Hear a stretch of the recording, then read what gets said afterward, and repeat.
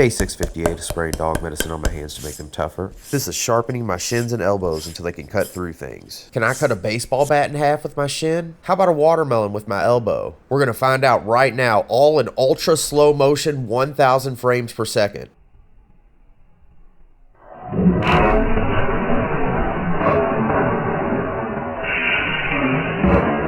Well, I didn't cut it, but I succeeded in breaking it. Let's see it again at regular speed. This is me sharpening my elbow with a metal file.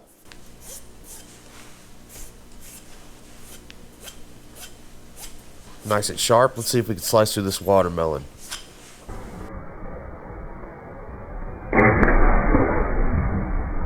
No, not quite yet.